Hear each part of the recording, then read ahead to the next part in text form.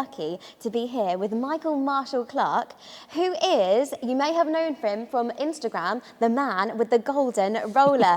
And here it is behind you, Michael, in all its glory. Absolutely. Thank you so much for bringing it down to Bridge Classic Cars today. Pleasure. Thank you for inviting me. No, it's brilliant to have you here.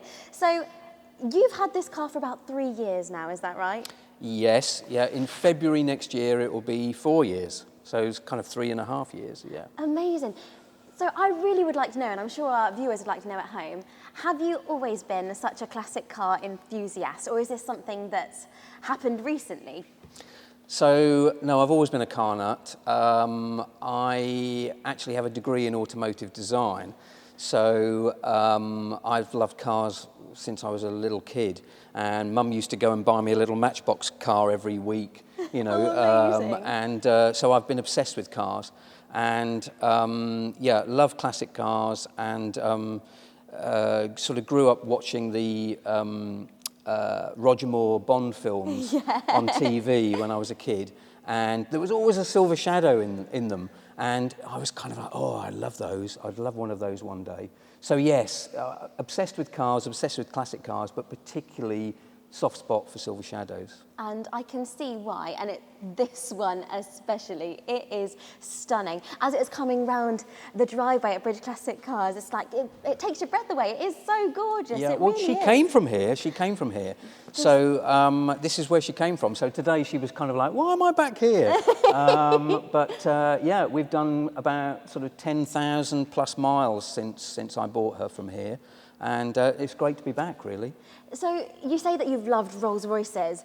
Were you always wanting a Shadow specifically, or were you wanting another car? What is the story of you finding this beautiful car? Okay, so I had Silver Shadow. They were launched in 1965, and I had a very early car, first of all. I had a 1968 car, but the bodywork wasn't in very good condition. And it turned out that the mechanicals weren't either, so I ended up spending quite a lot of money on her. But at the time, I was designing sunglasses for a company, and I decided that we needed to kind of launch them somewhere glamorous. So I decided we'd do that in Cannes on the Croisette, and I thought, well, we need some kind of like pop-up shop or something to sell them from. And I thought, well, I know, we could use the Silver Shadow because the glasses were made in France, but they were designed in Britain. So I thought, well, the Silver Shadow uses a version of the Citroën hydropneumatic suspension, French, but British icon. So we could use that as the pop-up shop. Yeah. So I had the car, not this one, but the one I had before, I had it chrome wrapped. And some of the Rolls-Royce purists would probably think that's sacrilege, but it looked amazing on the Croisette, this chromed Rolls-Royce, and we were selling sunglasses out of the back. And a guy kept looking at the car every day when we kept driving to the Croisette. And at the end of the week, he came to me and he said, would you sell the car? And I said, yes. So as far as I know, it's still there. It probably still chromed. I mean, it looks amazing on the Côte d'Azur. Yeah. And I had to fly back. So you had to get a lift home some other way. Yeah. And so then I was on the hunt for another Silver Shadow, and I knew that I didn't want an early one next time. And Auric's got the flared wheel arches, the wider track. So she's a late 74 car. So she's got a lot of the refinements that Rolls-Royce put into the car before they then changed to the Shadow 2, and it had the kind of rubber bumpers. I prefer the chrome bumper. So they do look very beautiful against the gold, definitely. And I saw her, I was in America, and I was looking on the internet, and I saw a picture of her here at Bridge Classic Cars. And I just thought, oh my God, that looks amazing. And to be honest, she completely bewitched me. And I tried to get hold of her, but it had just been sold. And I was like, oh no! So I came home, and then about a month or 2 months later, I saw her for sale again at Bridge. So I called Craig and said, you know, how come the car's for sale again? And he said, oh, the sale fell through. So I was like, oh, great. Well, don't sell her. I'm coming down to see her. Like it's meant to be. I know. Exactly, exactly. So I bought her on the 15th of February in 2020. And since I've owned her, I like to research about her history, because she's only 3 owners. I'm the 3rd owner from new. And I found out that she was ordered on the 14th of February, Right. 1974. So then I bought her on the 15th On the of 15th, February. like a So day it was apart. kind of, but I called Craig on the 14th of February. So it was almost you kind like of it bought was, it on the 14th. That So is she so is my cool. love, you see, Valentine's Day, 14th of February. So there we go. That is amazing. And you mentioned that her name's Auric. Yes. Now that is a really cool, interesting name. Can you tell me more about it? What is the idea behind the name? Okay, so I get asked this a lot. So as I've already said, I'm a big James Bond fan, 007 fan, and hence The Man with the Golden Roller. Yes, very because cool. The Man with the Golden Gun is one of my favourite Roger Moore films. And so when I saw her, and she's very gold. So Auric was Goldfinger's Christian name, which of course is a boy's name, but Sean Connery in Goldfinger says, when he first hears Auric, he says, Auric sounds like a French nail polish. So I've always thought that it's a girl's name, and it sounds quite feminine. Yeah. And in Latin, Auric actually means something that is made of gold or looks as if it's made of gold. So it's kind of perfect. It's absolutely perfect, and I love it, and I love the story behind it as well. It's really, really interesting. So you are a member as well of the Rolls-Royce Enthusiast Club. Yes. And you have been doing some writing for them, I have heard. Yes. So I started off joining the club, and I would actually recommend that anybody who's got a classic car joins the owners club, because you meet like-minded people, you get to know about the cars, you get lots of help and advice when you're first starting out. And now that I'm kind of a seasoned RREC member, I've now been roped into the committee. That's really cool. And Auric actually won her class at the Rolls-Royce Enthusiast Club National Rally. Amazing. 2 years ago. And then this year, I won the Observer Trophy that's awarded for the best non-technical article of the year. And it was an article about our trip to Champagne. So it was all because of Auric, not because of me. I wrote the article, but she was in the pictures. So yeah. And that's really cool. So what was your trip in Champagne like? I like the title of the article. It's Trains, Champagne and Automobiles. Yeah. Unfortunately, because I'm not a member of the Rolls-Royce Enthusiast Well, you should become Club, a member. I couldn't. Yeah, I should. I would need to get myself a Rolls-Royce, I reckon. No, you don't have to have a Rolls-Royce to Really? join. No. Well, there you go then. Maybe I should. Then I can read some more of your work. Yeah. Yeah, no, I didn't get to read it, unfortunately, but I've heard great things. So was it really fun writing it? Is writing something that you do a lot of, or is it something that you're kind of new to? Well, I guess being creative, being a designer, I've always kind of had an interest in writing, and they say there's a book in everybody. I think I'm probably just writing mine one article at a time. But I do enjoy it, and I've actually just written another article about a trip to the Loire in my Bentley Turbo R, because one is never enough, as classic car buffs will know. Once you've been bitten, you then end up buying another one, and then you have the problem that you've got no parking spaces. But, you know. And I've also written an article about what's the oldest part of a Silver Shadow. Yes. So there is something in this car that is over 500 years old. And it's not the oil.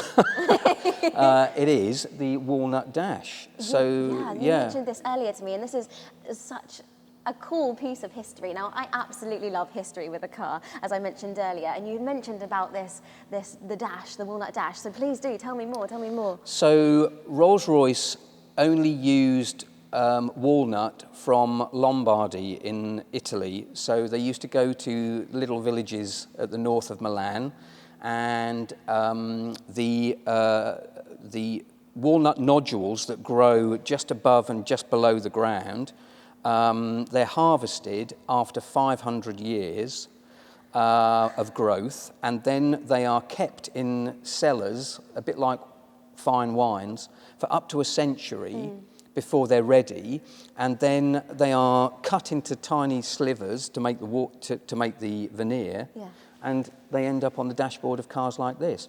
So that walnut that's on Auric's dashboard, based on her production date of 1974, was growing in Lombardy when Leonardo da Vinci was a boy.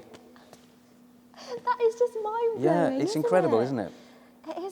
It is amazing. And I love the other little bits of history you found out about the car as well. So you took the seats out a little while ago, didn't you? You were mentioning, to see if what was said is true. And that is that there is signatures from the original makers of the seats on them. So did you find them? How did you get to find those? Yeah, so you need to look after the leather in the car, obviously, and there's a lot of it.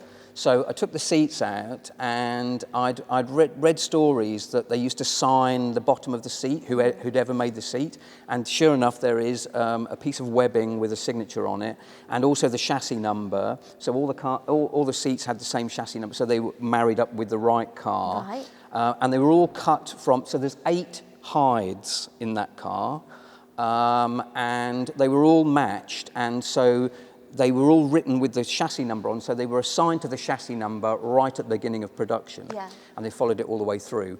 But as you said, I actually found an old business card of one of the previous owners that had obviously slipped down by the side of the driver's seat years and years ago, and he was an antique dealer in Eastbourne. So he was the original owner. The original owner was a company, so she was a company car. And he obviously sat in the back, and there was a chauffeur. And then when he retired to Eastbourne, and it turns out he was an antique dealer. And I know that because I found his business card.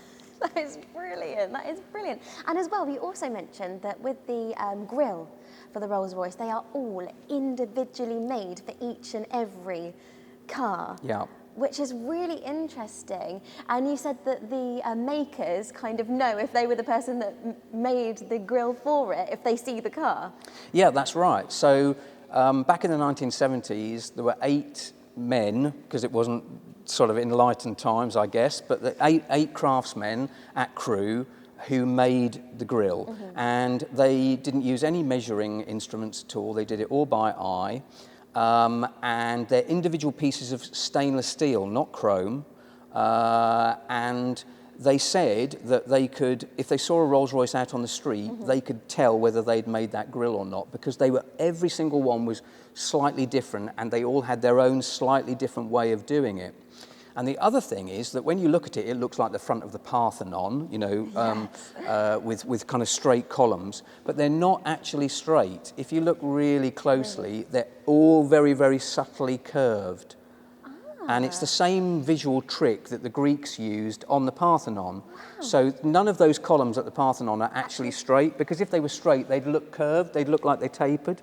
So they made them curved, and then they look straight, so it's all a trick of the eye. There we go, I'm learning something new every day. But that is not the only really cool thing that you've seen about someone who made the car. Were you at a car show, did you mention, where the maker of the actual roof you met as well? Yes. So 3 years ago, we were at Burley House for the Rolls-Royce Enthusiast Club annual rally, and this lovely old guy came up to the car, and he was stroking the roof.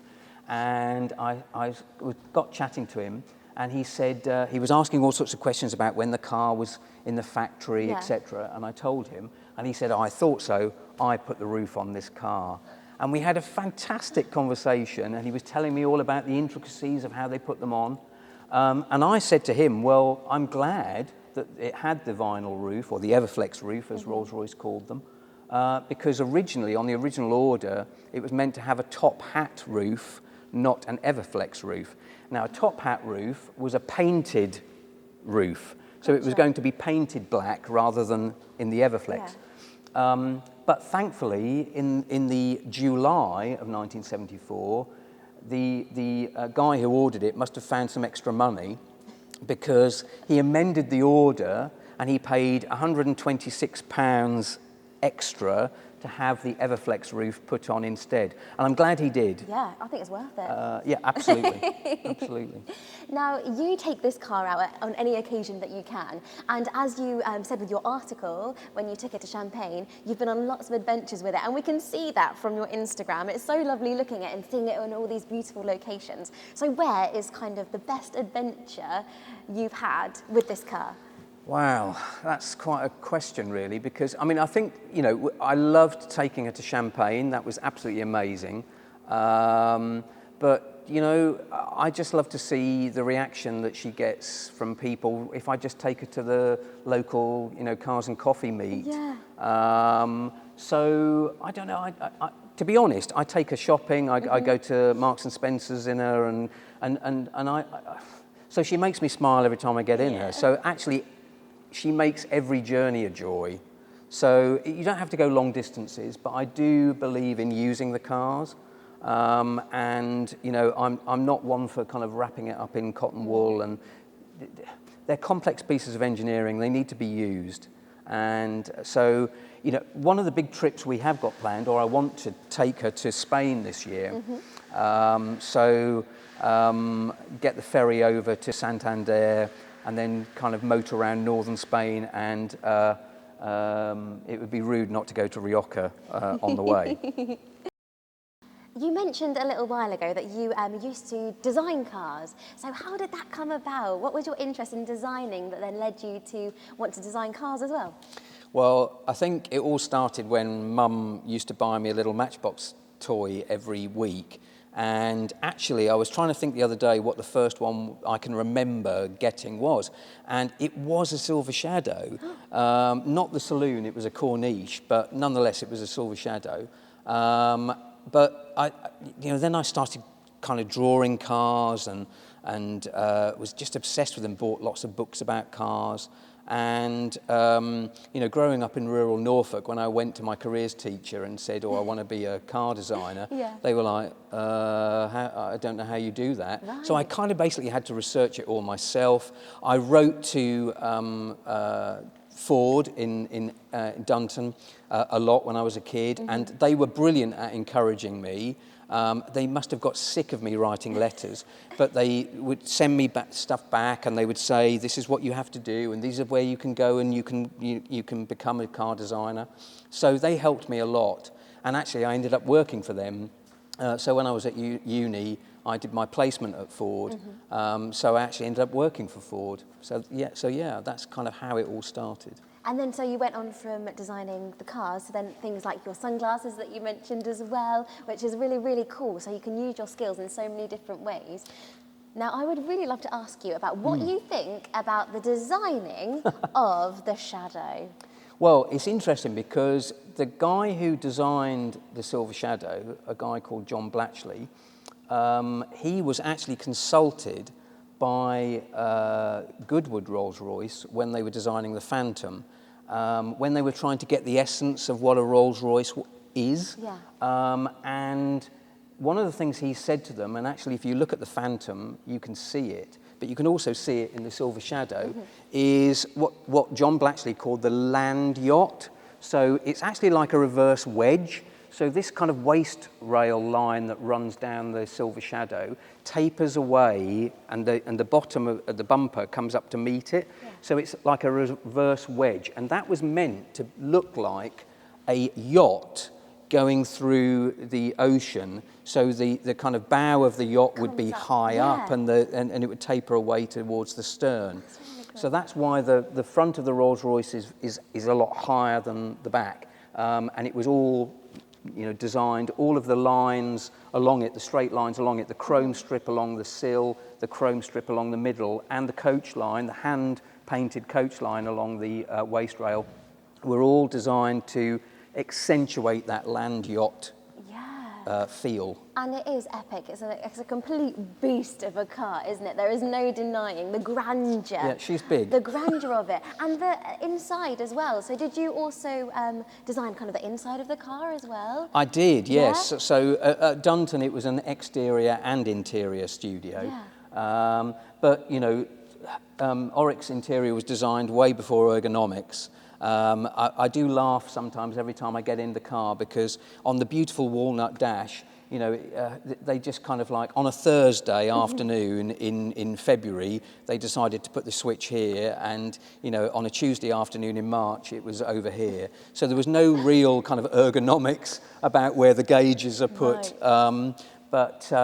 Yeah, and her interior is more sort of fine furniture than it is kind of cockpit like we're used to in kind of modern cars. Yeah, and I can vouch for that. I was very lucky and got to sit in Auric earlier, and the seats are so comfortable. They're like complete armchairs. They are. In the car. Yeah, they are. Well, they've got horsehair and springs and everything in. They are just like literally like sitting in an armchair. It is, and it's like, it's the height of sophistication inside there as well. You do really feel like you're kind of going into a gentleman's parlour when you're sitting inside. Yes, you kind of feel like you should be drinking a brandy and, you know, have a cigar as well.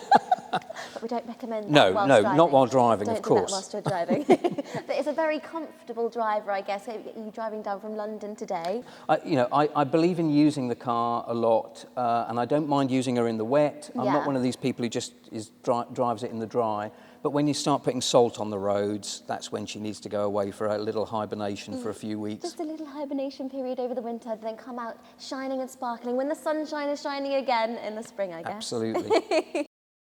So we're going to do something a little bit different now, and quite exciting. So Michael is going to take us for a little walk around Auric and tell us some really cool design features about the beautiful Shadow we have here.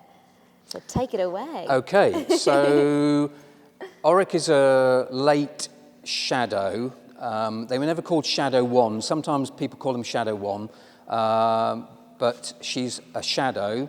The Shadow 2, when that came out, it had the rubber bumpers for US safety reasons. And personally, I think that the chrome bumpers look more elegant, and this was how it was originally designed. So the first thing about the Shadow that I love is all of the little chrome and stainless steel accents. Ooh, yes. But everything has got little touches of chrome Even around the lights it. here, the side lights. And even around the indicators and the side lights, they're just like little bits of jewellery around the car. Even the little washer jets are you know, chrome plated. Wow. So they really kind of pop out across the car. And with her being a late Shadow, she had the flared wheel arches. So the earlier Shadows didn't have this flare on the wheel arch, and they had a narrower track as well. So the reason they had to flare the wheel arch is because they widened the track. Right. So I feel that they look better with the wider track because the wheels fill the wheel arch more. Yeah, it's almost like a little kind of encasing for it, isn't it? Exactly, yes. And then the other thing is this kind of wonderful sweep you get from the wheel arch, which then just kind of, it kind of apes the wheel arches of the Rolls-Royces of the sort of 1920s and 1930s with that kind of little flourish into the sill. It's like a real flow, isn't it, to the car? It kind of flows down and then you feel, and it goes over the back wheel as well. Yeah, definitely, it's gorgeous. And I really like the way that the coach line here kind of is mirrored on the wheels as well. Yeah, so that's quite interesting actually, because this was painted by hand, so I wouldn't have wanted to do that, you know, go along the entire length of the car in one go and paint that. I mean, that must have been the worst job ever at Crewe. But to go onto the wheel plates, they're called wheel plates, do you know how they did that? No, tell me. So they put it on a potter's wheel. They had a potter's wheel in the factory, and they painted the coach line on the wheel trims, on the wheel plate, on a potter's wheel. That's really cool. Well, and a clever idea as well, a nifty way of doing it. Yeah, absolutely. Feel sorry for the person who's like, oh, I have this really awful job of trying to do that one. Someone else just went, sure. I wonder how many times they had to do it, whether or not they ever made a mistake, and then they had to rub it off. Yeah. And the steadiness of the hand to be able to do that, it's really, really, really clever. And then the kind of jewellery of the sort of the little chrome touches is kind of mirrored in the interior, where you've got all these kind of pops of just brightness across the dashboard and you know, around the radio, all the little knobs and controls are just like little tiny pieces of jewellery. Yeah, I love how you've described it as jewellery, because that is really what it feels like. You look in and you see a little shimmer here, and then you look somewhere else and there's another shimmer. It's really beautiful. Because we're used to kind of like black switches, you know, and kind of, you know, they're tactile, I guess, but they're just all black these days, where here they were actually, you know, individually designed and thought about, and on the black interior, as you say, it just pops out really. It's kind of made it a whole driving experience, isn't it? It's a whole kind of experience in itself, even just sitting in the car and then driving it and having all of these different senses tickled, I guess, by all of the lovely things inside the car and out. Well, and this was the first kind of Rolls-Royce that was marketed at people driving themselves, because up until then, most Rolls-Royces were probably chauffeur-driven. People used to buy the Bentleys and drive them, but the Rolls-Royces were more chauffeur-driven. Right. But the Silver Shadow was aimed very much at a kind of new customer, being the kind of owner-driver. So it was much more about the driving experience. Yeah, that's brilliant.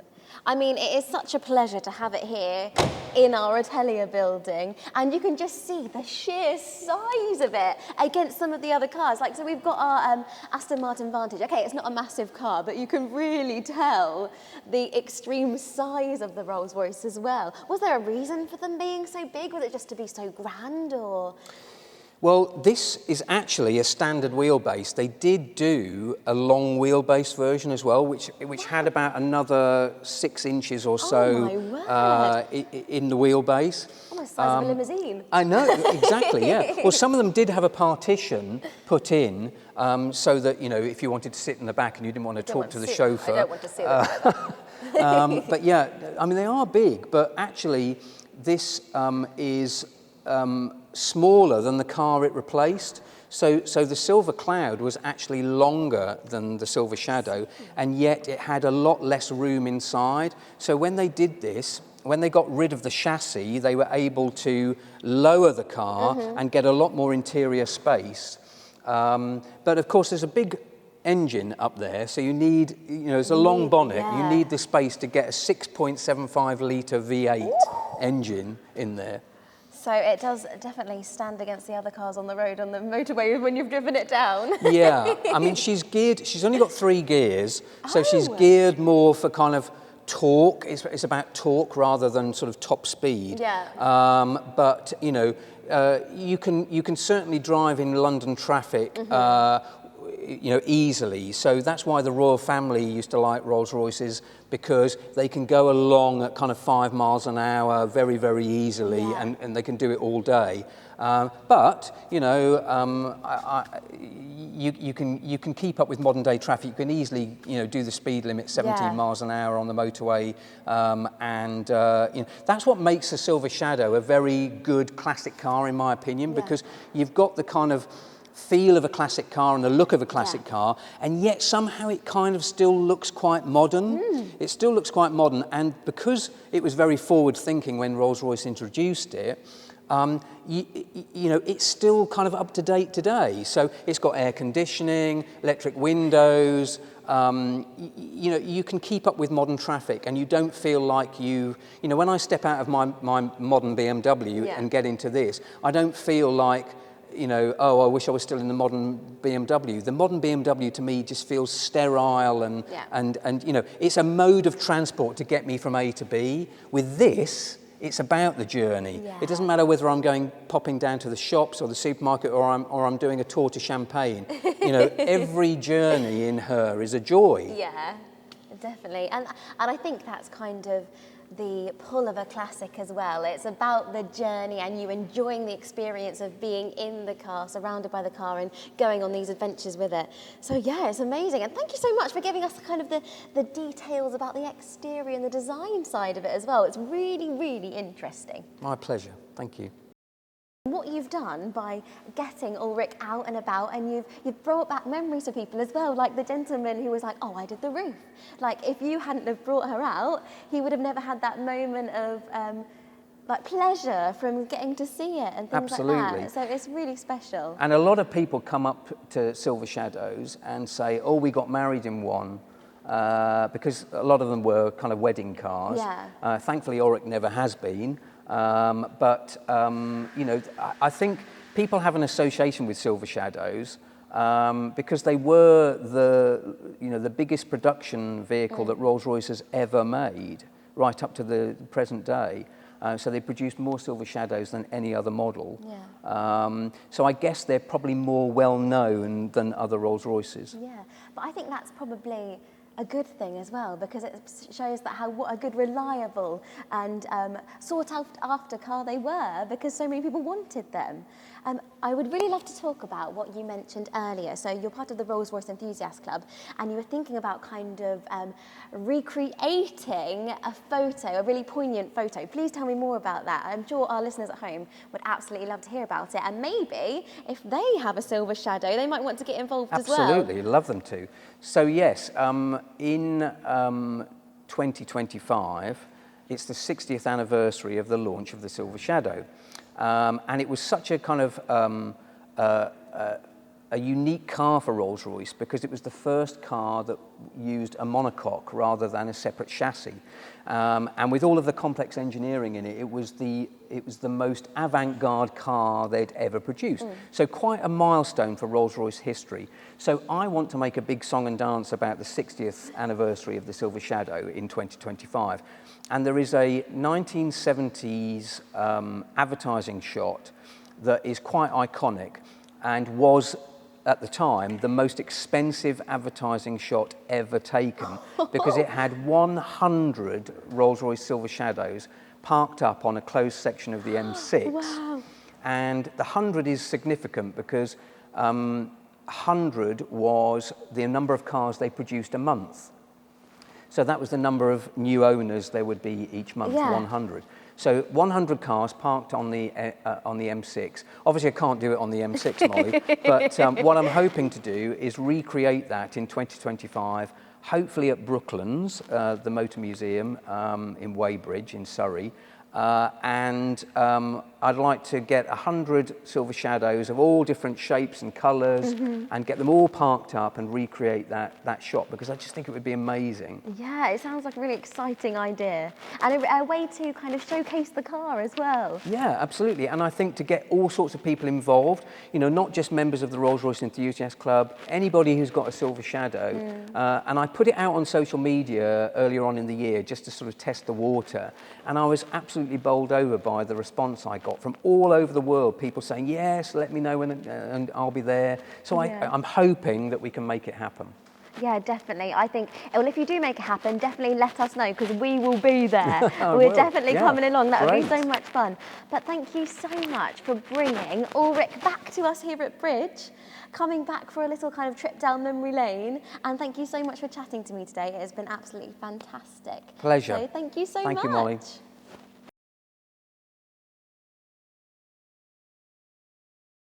So I am here with Michael Marshall-Clarke, who we had the pleasure of having in the Atelier building not that long ago with your absolutely beautiful gold Silver Shadow Rolls-Royce, which is absolutely stunning. But it's so amazing to be here at the Classic Motor Show with you again, but on the International Club for Rolls-Royce and Bentley Enthusiast stand. And you have got an absolute treat for us to see. Yes, I did promise you last time I saw you, so here it is. So straight from the 1970s is Rolls-Royce's own version of a car configurator. So all nicely leather bound, and you'd have gone into the showroom and you'd have chosen your colour. So here are all the 1970s colours that you could have had. It's absolutely brilliant. And all the full-size colour chips for you to choose the colour of your brand new Rolls-Royce.